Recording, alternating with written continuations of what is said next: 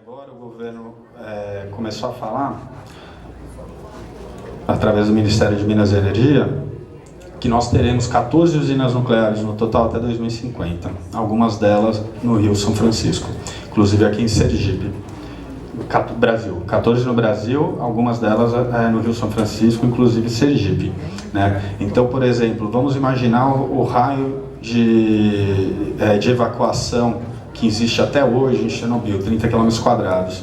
Agora vamos imaginar o raio de evacuação inicial do acidente. Você precisaria evacuar quase que o estado inteiro. E nós estamos falando de um rio que abastece milhares e milhares de pessoas, e não só para o consumo da água, mas para o plantio, para a agricultura, para a sobrevivência. Então nós corremos o risco de um vazamento radioativo que vai carregar toda essa radioatividade ao longo do rio. Só para falar, no caso de um acidente, o primeiro impacto são os altos níveis de radioatividade, que são esses que causam mortes instantâneas, mas os baixos níveis de radioatividade têm um efeito muito perverso. Por exemplo, em Fukushima, o próprio governo japonês e a TEPCO, a empresa japonesa de energia nuclear, admitiram que ainda hoje 300 toneladas de água com baixos níveis de contaminação vazam diariamente no mar. E isso vai pouco a pouco contaminando plâncton, contaminando peixe, contaminando toda uma cadeia alimentar da qual a gente está no topo. No Brasil, porque a gente precisa falar da solução, e Sergipe faz parte da solução, já tem inclusive, né? Então, assim, em 2015, a eólica, que temos bastante presente aqui, foi a energia mais barata contratada nos leilões. Ela já é considerada a segunda energia mais barata no Brasil. A energia solar, pensando na geração distribuída, que é o que? Você ter na sua residência, no seu edifício, aqui na Assembleia Legislativa, placas solares gerando energia.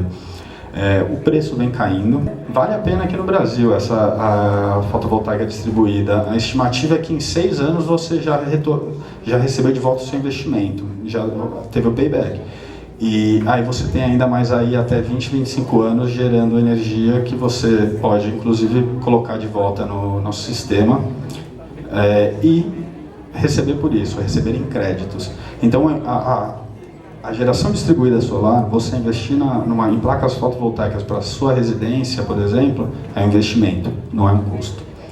A construção é muito menor de solar e eólica. Você pegar a placa fotovoltaica, por exemplo, em residências, a geração distribuída é 6 meses. Em 6 meses você instala. Mas a eólica e solar, entre 6 meses e no máximo 3 anos, sendo conservador, você instala. Então, se em 2013 nós tivéssemos ido para esse caminho, a gente já poderia ter instalado muita coisa e não precisaria de mais Belo Monte, a loucura que é a usina hidrelétrica de São Luís e Tapajós, e a loucura ainda maior que são as usinas nucleares. Lembrando, o Japão em 3 anos instalou quase 20 gigawatts. Tá? Algo que se fala sobre essas fontes, uma crítica é do fator de capacidade, que é basicamente a eficiência na geração de energia. Para nuclear, a própria eletronuclear usa mais ou menos 80%. Esse fator de capacidade vem crescendo muito. Hoje em dia já está atingindo média na eólica, por exemplo, de 60%. Significa o quê? Significa que essa fonte está quase tão eficiente quanto a nuclear. Só que é limpa, é segura, é barata. A gente critica, fala, e se não tiver sol, e se não tiver vento? Em primeiro lugar, são fontes complementares. O pico de irradiação solar é por volta das 2, 3 da tarde, que é inclusive o pico de consumo do brasileiro hoje em dia, né? O ar-condicionado é o novo chuveiro elétrico. A eólica é justamente à noite, quando nós não temos a solar. Além disso, as tecnologias de armazenamento de energia, tanto de bateria, mas tem outras técnicas também, o Brasil é muito abençoado em fontes de energia, né?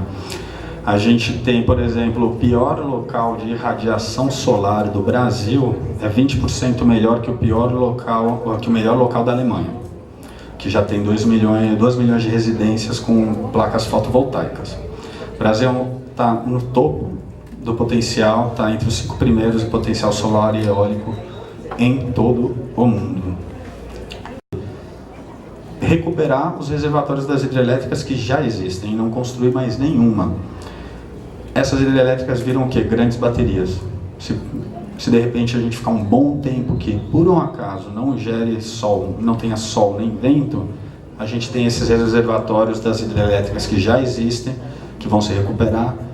Isso é uma gigante bateria. O Brasil é muito abençoado nisso. E a gente, na verdade, devia estar liderando essa questão no mundo.